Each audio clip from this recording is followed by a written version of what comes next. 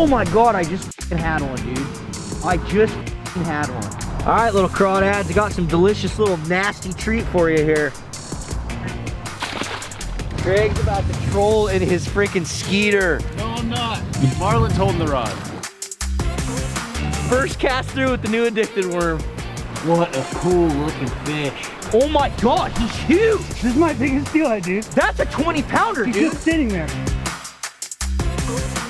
Oh, why don't I have a landing net? This is when lots of fish are lost, dude, so let's just get him right now. Right here.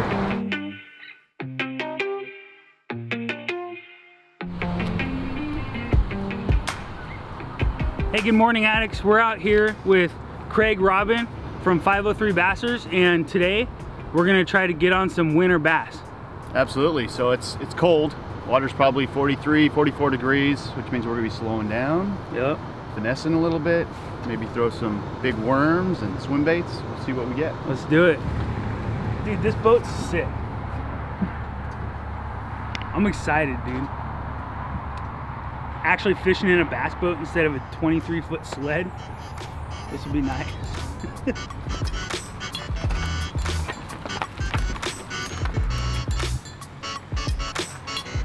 I'm almost high centering the trailer right there. Yeah. Really shallow. I gotta get wet. Oh damn. That is cold.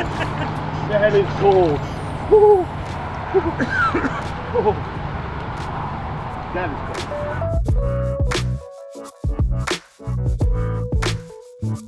That whole deep ledge right there goes all the way around, so I want to start fishing right there. Okay. That way we have some depth to deal with, so we can fish out in the middle. Yeah. The bass here with this cold water, they're gonna be in a very deepest spot laying on the bottom. So, or where water comes in. So if we find a water pipe with water coming in, they'll be right there too. So we'll just go run over to that spot. Cool. Keep the motor on, but I'll need someone to sit on the front deck and look for any. I've never been here. I don't know if there's like stumps or anything in here. Take it slow. Okay, cool. Ooh, it's nice and deep right here too. See if I mark any fish. You know, dude, I'm marking fish everywhere right here. Really? Yeah, we're gonna start right here. Drop shot. All right. We're marking some fish where we weren't sure that there was gonna be fish, so we're gonna throw on a drop shot rig and try to get some of these fish to bite. And that's exactly what you're looking for with bass. They lay on the bottom, especially when it's cold. There's a big one suspended. Yeah, there's fish everywhere right here. All right. I'm gonna kick off that spot lock so that we don't drift off the spot. What do you think would be good for like drop shot color or? Green pumpkin, natural colors. This water's got a little bit of a stain. Okay. But I know there's like some panfish in here, so if you go with those browner colors. Nothing like that. That might work. I don't know if Shiners? there's like shiners or anything like that in. I don't know. But we've got options.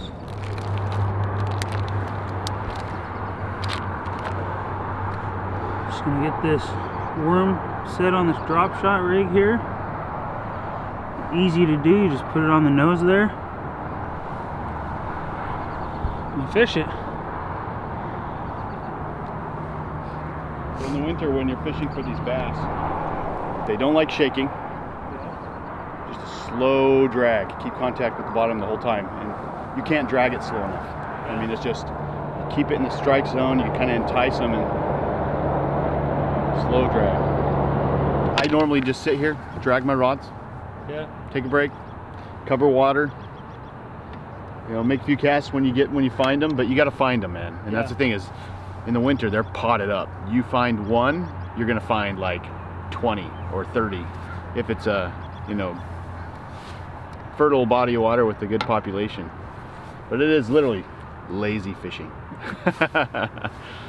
But I catch them, man, mainly on the big reservoirs because they're more predictable. Thermocline, you can find, you know, water gets 46, 47, you know, you get down, you know, to 30 to 45 foot range, and the water's gonna be warmer. It's more comfortable. The bait will be more predictable there too. I think we're good out here, dude. You probably don't need to go to the front. It's looks like A lot of people have been in this. I mean, if there was a hazard right in the middle, they'd remove it. It's a little cold out here today.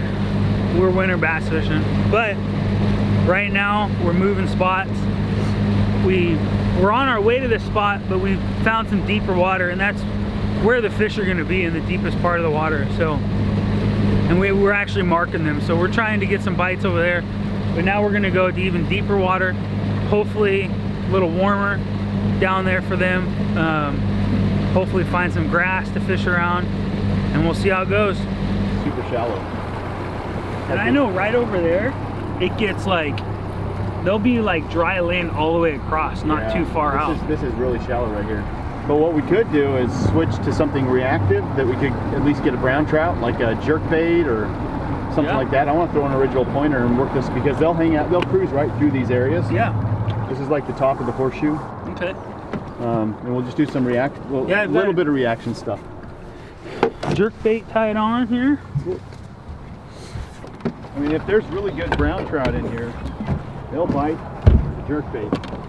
Should I put on I mean, for color wise, what do you think? I try and match the hatch. I've got one of those like crazy clown ones.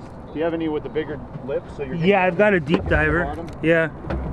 Yeah, just try and keep it natural colored. Like I'm gonna throw an original pointer that's pretty small. Oh, a small one? Yeah. See, I've got... Trout don't tend to eat really, really big bait. So I've got the red and chartreuse one, and then I got this for deeper. Oh yeah, that looks good. Yeah. Yeah. I'm not even marking like concentrations of fish. And we're in the deepest part of the lake. It's about right here. Suspended in 12 foot. Yeah. Big old trout or something. Yeah. This is tough fishing. It is tough. But we're out here. And I'm not going to catch a winter bass if I don't get out here. So, but it is cold. Cold and slow. Slow fishing. I got a couple crawdad traps. I was thinking we could throw a couple crawdad traps in there for fun. Okay. Good idea. Perfect. Do you have chicken? I think, did you guys find the channel on the other side where they like, the intake channel where they release and basically where they bring water in and take water out of the lake? We didn't go too far around. We didn't go all the way to the other side. It was like super shallow over there. Okay. Every bass in that lake spawns on the other side. Yeah. Okay. So We'll have to go check it out when you get Check it here. out when he gets here. okay, I'll be there in a little bit. Oh, we're gonna do some. We're not gonna do some crabbing. I was gonna say we're gonna do some crabbing, but we're gonna throw out some crawdad traps. Marlon's on his way right now. He had to sleep in a little bit. He had a long day of fishing yesterday, so he slept in a little bit and he's on his way. But supposedly he knows where all these fish are at. So we'll see. We'll see if he knows what he's talking about. My hands are cold. Getting this knot tied. Frozen hands. All right. Give it a go. See that coming up?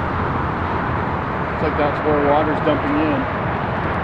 They would be right here. This is a good spot. All right, guys. Well, we haven't hooked anything yet. I'm still trying. Marlon is here finally, and we've got some crawdad traps. We're gonna try to find a rocky area to set those out, and hopefully we're gonna find some bass on the other side of this lake and try to get a couple. So we're gonna try to do some crappie fishing maybe and some bluegill and see if we can get anything to bite.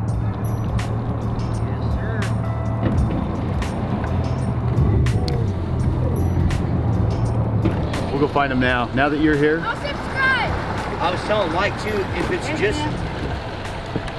just like, do you think these fish just act different because there's no deep water in here? Yeah, the water column's pretty much the same temperature through the whole way. And so there's no thermocline there where they can be comfortable.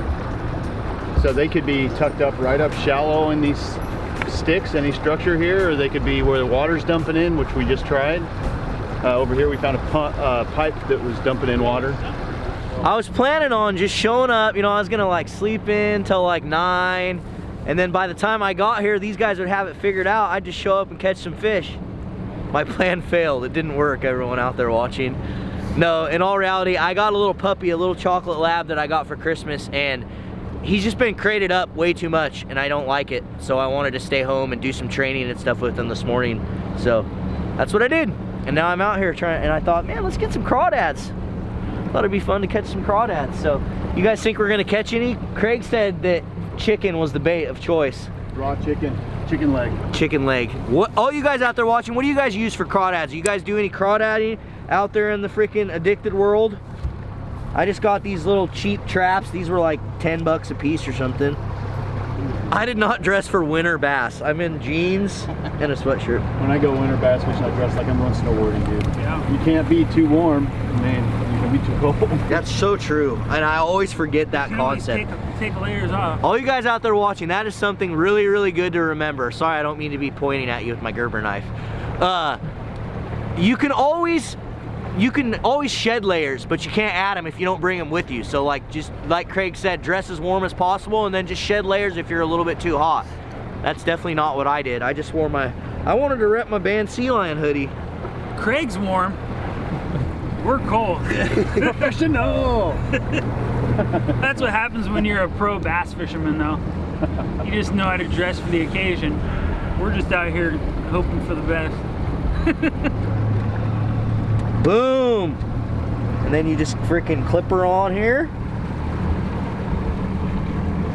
Oh yeah, I get it. I get it, Sean. We're gonna catch us some crawdads. I was just researching online. I was actually searching on some YouTube videos about crawdadding in the wintertime, and it says that crawdads basically never go dormant. They don't ever go dormant.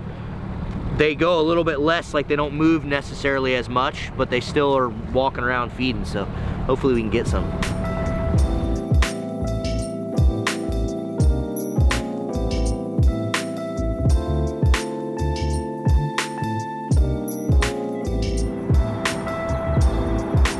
I saw it got like almost 10 feet deep back there. Did you see that? Yeah, Why don't you catch like little small ones? well, they're the most lethargic when the water They have drops. less. Yeah, less energy. It's the big ones. Like if we catch one, it's gonna be a good one. So in the winter, when the water gets cold, they will be really tight on structure. I mean, if you see a log coming out into this depth of water, they could be right on that edge, tucked up, laying right on it. So they'll lay like on their belly. And so typically you gotta smack them in the face to get them to even react. Yeah. Chicken these boys up. Open it up here to my Gerber knife.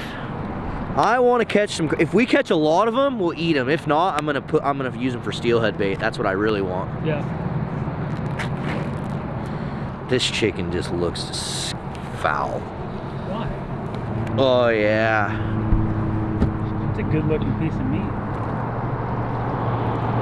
Watch it go, like, hit my tongue. I would die. All right, little crawdads. I got some delicious little nasty treat for you here. There's your knife. Dude, they're probably all over this freaking wood right here.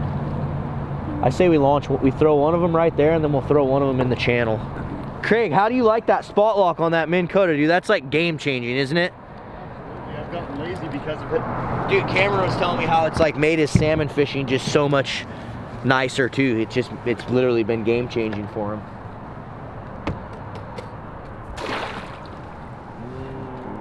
She's on bottom. All right. Really need to tie it that well. It just needs to hold. Don't float away. Dialed. That was nice over there because there was rock. Yeah, You had that big wood structure. You have, I don't know. Gotta think like a crawdad. Where should we drop this out there, addicts? What about over by like one of the docks or something? Yeah, well, it does get a little bit deeper up on that edge over there. Yeah, let's try that. Should we motor Just over? fish our way over there, yeah? Sounds good. Everyone out there watching, Mike is fishing for northern pike muskie. No way, dude. This is exactly what big bass in here are feeding on. Stalker trout. They ain't eating that. Guaranteed. They're not eating that right now. I don't want to fish this next to all this cover right now. Why? How much was that thing? 70 bucks? $70 for that? I'm what gonna a freaking waste of money. I'm fishing it this year. I can't believe you just told me that you spent $70 on a freaking lure. Who out there thinks Mike should have bought a $70 lure? Comment yes or no if you think he should have bought a $70 lure. I'm gonna catch some fish on swim bait this year. You watch. Glide bait, actually, that's what they're called.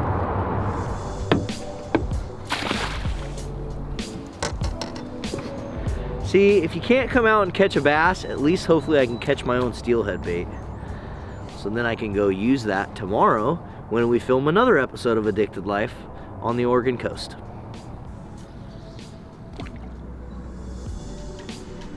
Oh my God, I just f***ing had one, dude. I just f***ing had one. Did you see him taking it? He was going completely sideways with it. I don't know what had it, but something had it and was running with it. Damn it. What was that? See, now I'm gonna be so annoyed because I don't know what that was. You think it was a bass? Could have been.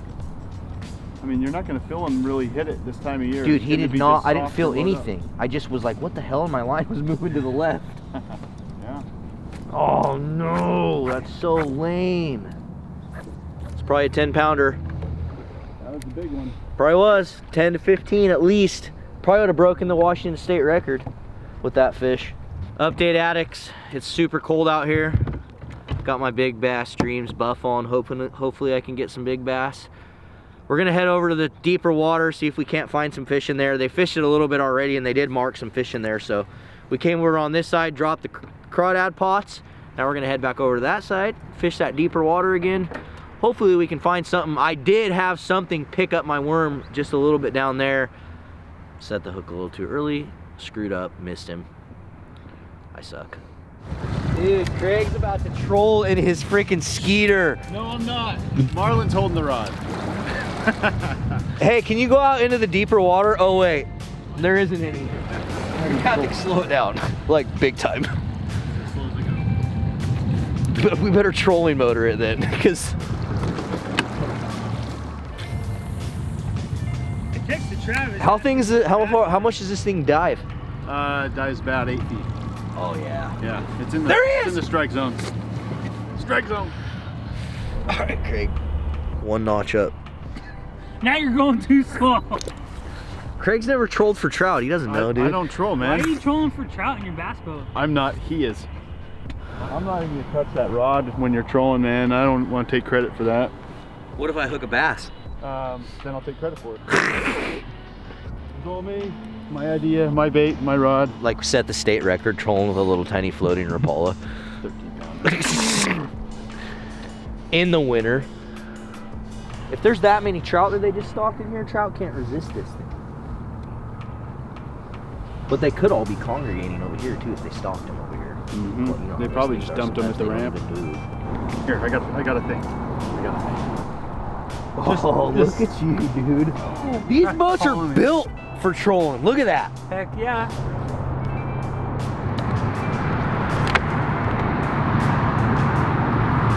Yeah, it's pretty lame. I don't know what to do.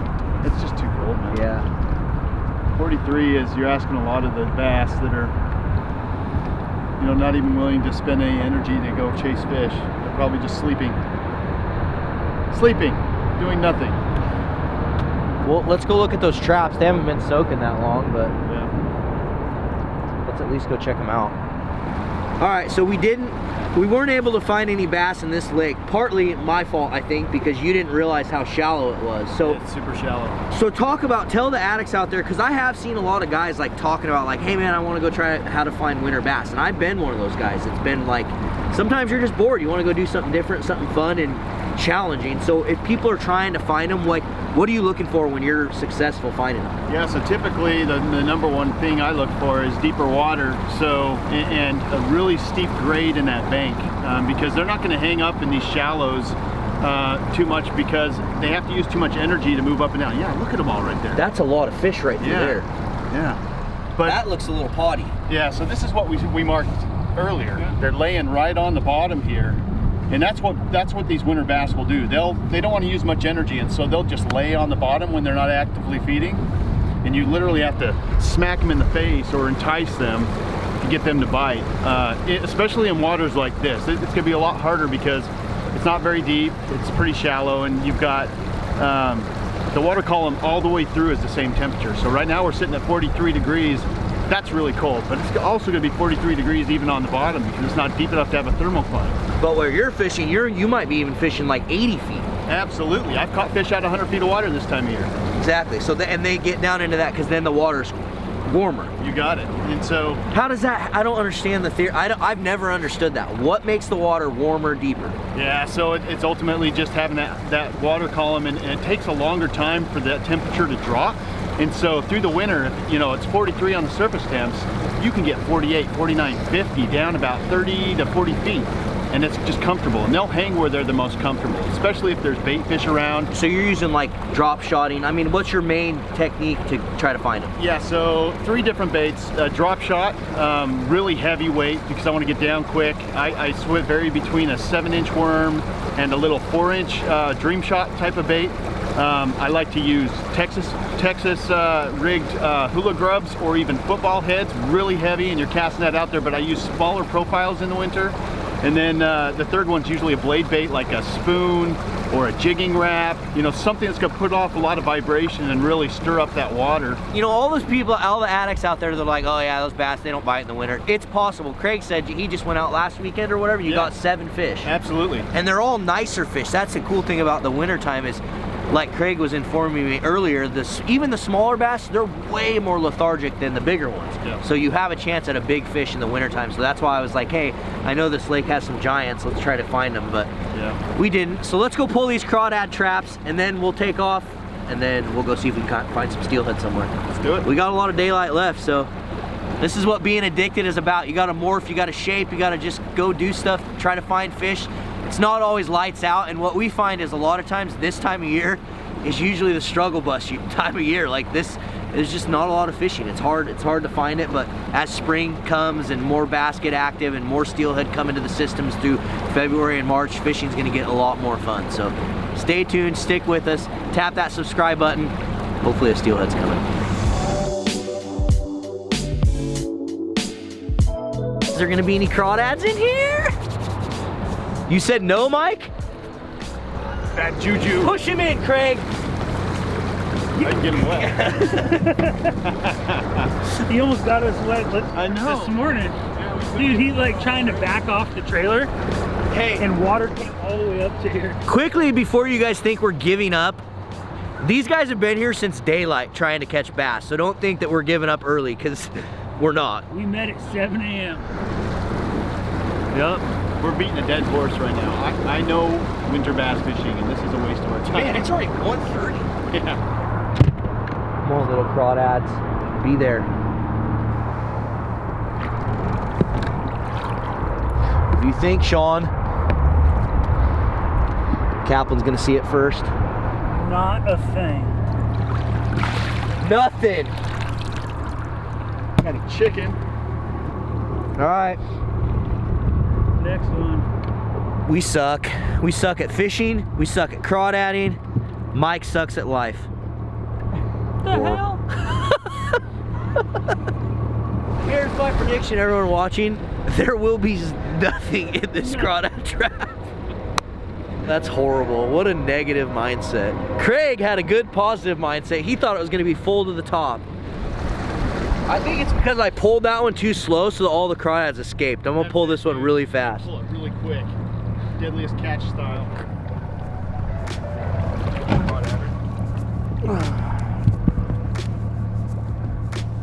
Oh, we're deep here. Loaded. Nothing. All right, we suck. Let's get off this lake. This lake sucks. This lake is literally dead. That's why. Everything got killed. Probably will never come back to this lake. Yeah, no more fishing Lake X. Dude, worst case scenario, you can cook this chicken if you want later. I mean, why not? That'll be fine, won't it?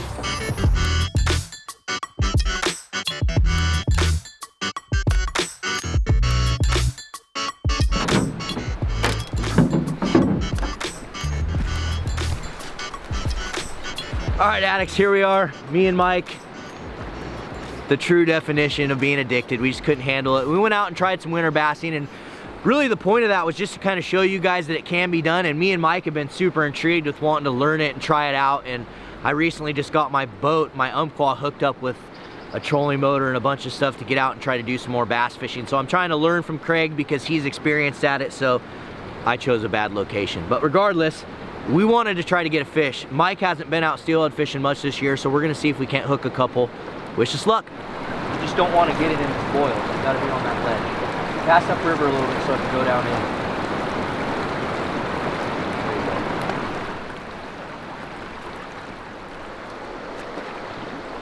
go. Rockfish. False alarm, people. False alarm. I think it's gonna happen in here. I think we better move quick before we run out of daylight, Kaplan. One more attempt in this spot.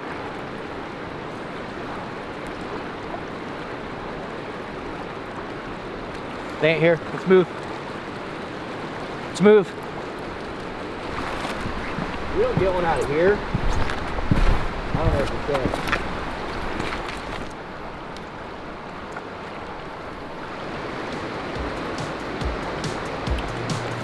There he is. Oh yeah, baby. I was just about to cast. Fish on, dude. First cast through with the new addicted worm. Mike, you're gonna have to help me land him, buddy. We'll do the best we can without a net. Oh, what a beauty. What a beauty.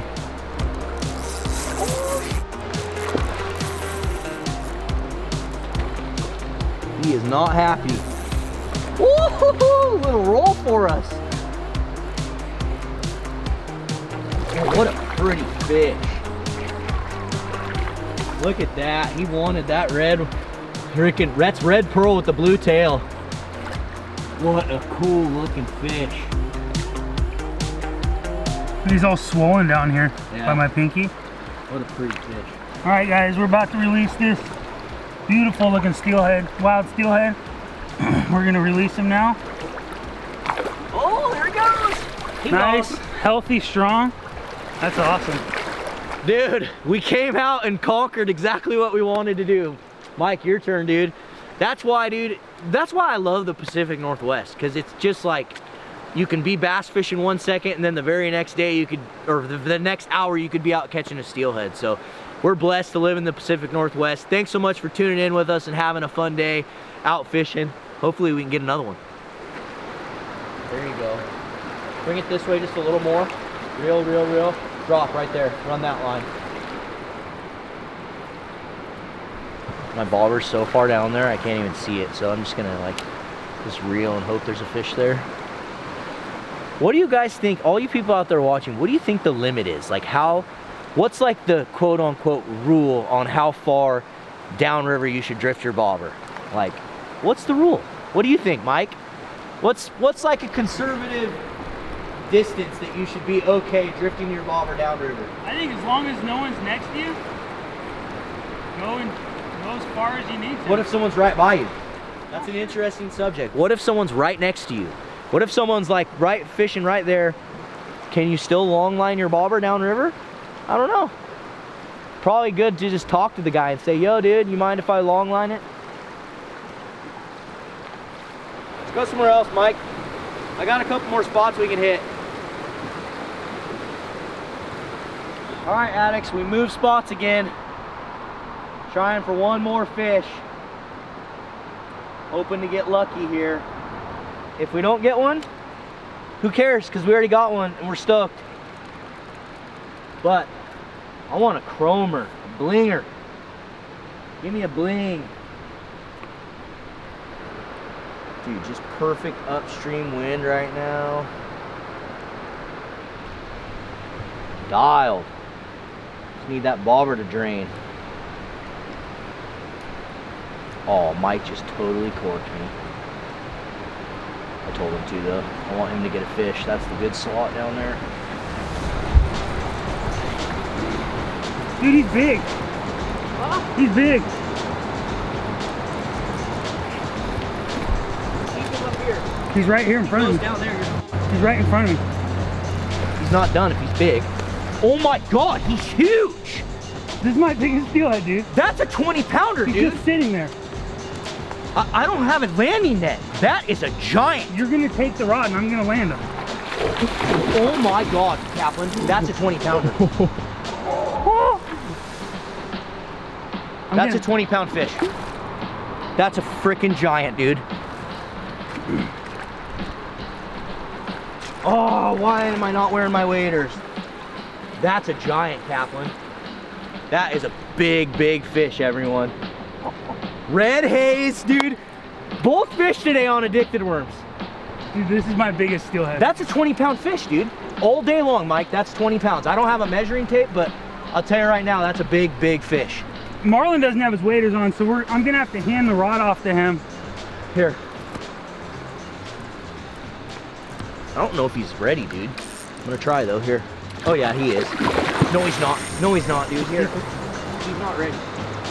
Oh, why don't I have a landing net? Seriously. This is such a bad spot to land him too. Yeah. Keep him away from that rock. Yeah. Here. You're gonna have to like double hand him. Yeah. You're gonna have to like grab him with 2 hands. All right, ready? Whoa. I won't lose him, we'll get him. Dude, this is sick. We'll get him. We'll get him, Mike.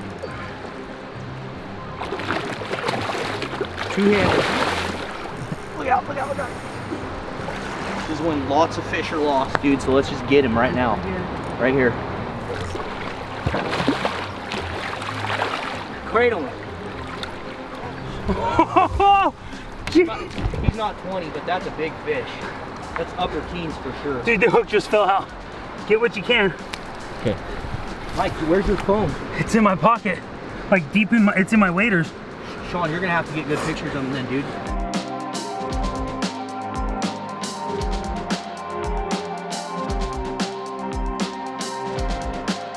Get him, Mike, hold him. Hold him. There's no way, dude. Dude, that thing tore me up. That's all right. Oh my God. That your biggest steelhead? Biggest, yeah.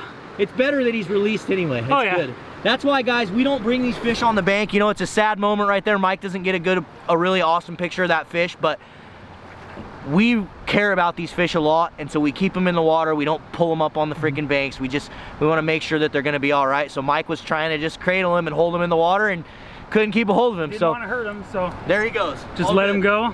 I got to see it, dude. My buddy got to see it. We got it on video, so who cares? And dude, that was upper teens for sure.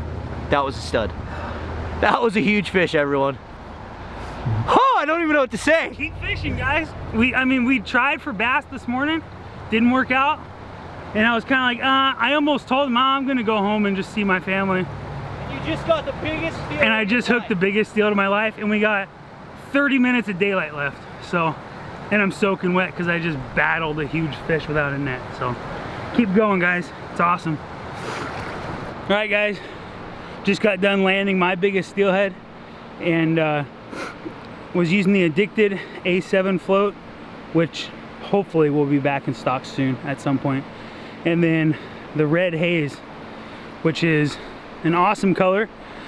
I personally haven't fished worms very much, and I understand it's kind of hard to get some confidence in them, but I just caught my biggest fish.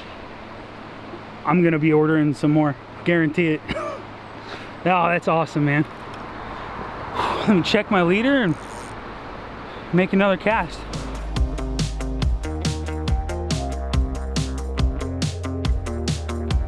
All right, addicts, thanks so much for tuning in. Mike, did you have fun bass fishing this morning? It was fun. Or did you have more fun catching that steelhead? That steelhead was amazing. That's what I thought. Anyway, guys, thanks so much for tuning in. We appreciate it. This is what it's all about, sun up to sundown. We truly are addicted, and we just love to fish anything and everything. So please tell a friend. It would help us so much if you guys would share this episode out there. And every single week, we're giving you guys the opportunity to win some Addicted prize packs. If you guys didn't know, Mike is the guy down at the shop running, shipping apparel, shipping the worms, shipping the scent. So we appreciate all the support you guys have offered us over the last year, especially like just buying stuff on our store. It means the world. And you can win some stuff for free. All you got to do is share this episode out there, tell your family and friends about Addicted Life, give it a like, and then comment below. Let us know what your favorite part about the episode is, or let us know if you want to see, like, give us some ideas of other things you want us to go do, or what else, Mike? That's about it. That's about it. We want to have more trips, do some fun stuff, and we want to know what you guys want to see. Exactly. So thanks so much for tuning in, guys. We'll see you on the river.